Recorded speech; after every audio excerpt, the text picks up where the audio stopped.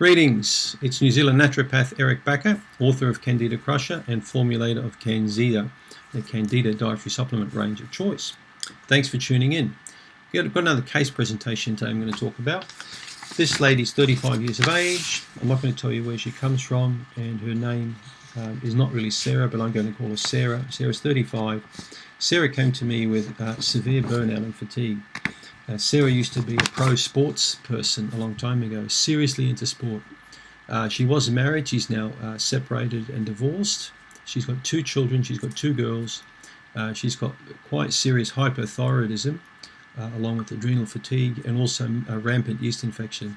So I've been working with Sarah for some time now. And it was interesting. Here's a test result of Sarah, a hair analysis that was completed on Sarah some time ago now. Now, what I'm particularly interested is in the bottom panel there, and you'll see all of these black bars are predominantly there on the left-hand side, if you see that, okay? A lot of these lines here, over here, you know, extending right out. So this is quite a big imbalance here.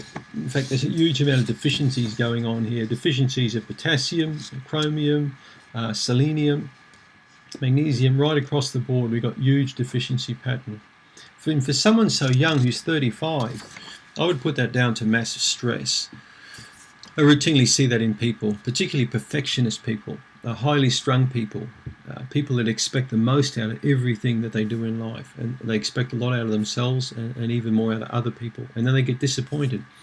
So people like Sarah are literally human dynamo.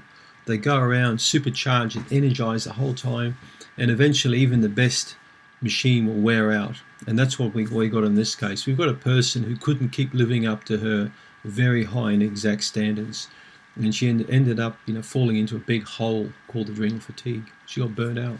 And what really added insult to injury in Sarah's case was her separation and divorce. There's a lot of bitterness and anger with this separation.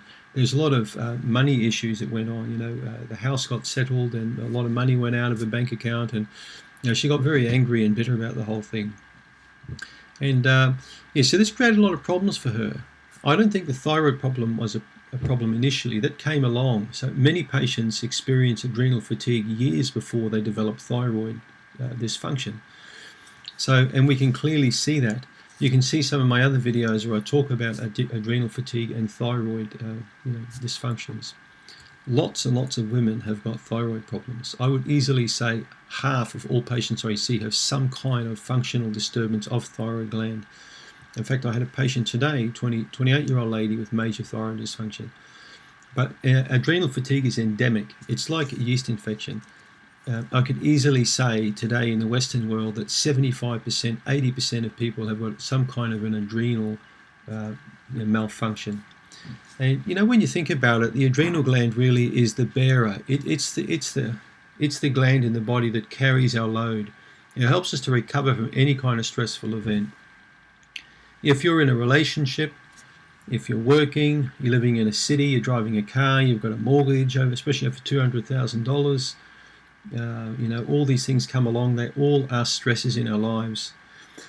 Now, in Sarah's case, we spoke about stress, and of course, we immediately got all these, you know, I'm not stressed, you know, immediately all these sort of like barriers came up, and many patients don't feel they have stress. But as my stress mentor, Dr. James Wilson, once said to me, anyone who has a pulse has stress.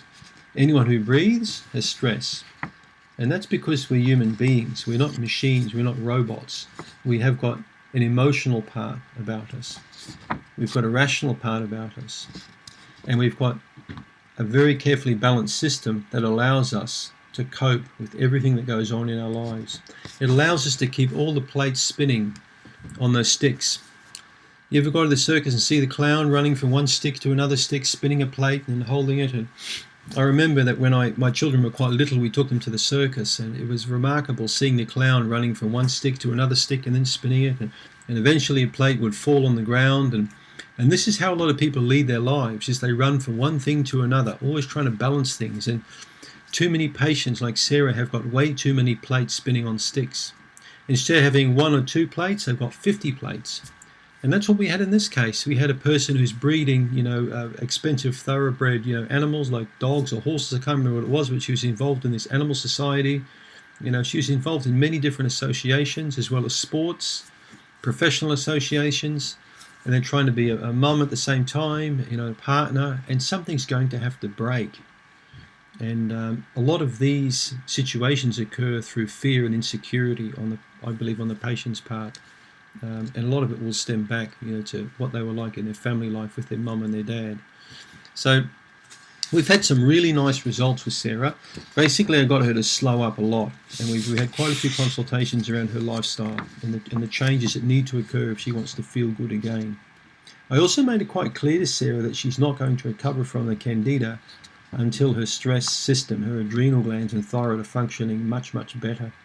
There's a fantastically powerful relationship, in particular with cortisol made by the adrenals, but also with T3 and T4, the thyroid hormones made by the thyroid. Those hormones have a very potent effect on immune function, energy production, cognition, moods, inflammation. I could go on and on and on. So a lot of systems are balanced because of the thyroid and adrenals. So when these glands are not functioning optimally, and that's generally through a screwed up lifestyle, you're going to get functional problem. And if the functional problem goes on long enough, you're going to get disease. And that's when the doctor steps in and will do a blood test, and the doctor will say, you've got such and such a disease. But the functional problems occur long before the disease ensues. Same with your car. Noises will occur long before the engine blows up, right? So that's something to bear in mind. If you've got problems, sort them now. Don't wait until the wheels fall off the car. When you hear the noises, act on it. And if the mechanic can't diagnose what the noise is, go and find a damn mechanic who can find it, all right? I have a very good friend who's a Volkswagen mechanic that I grew up with. Leon was remarkable.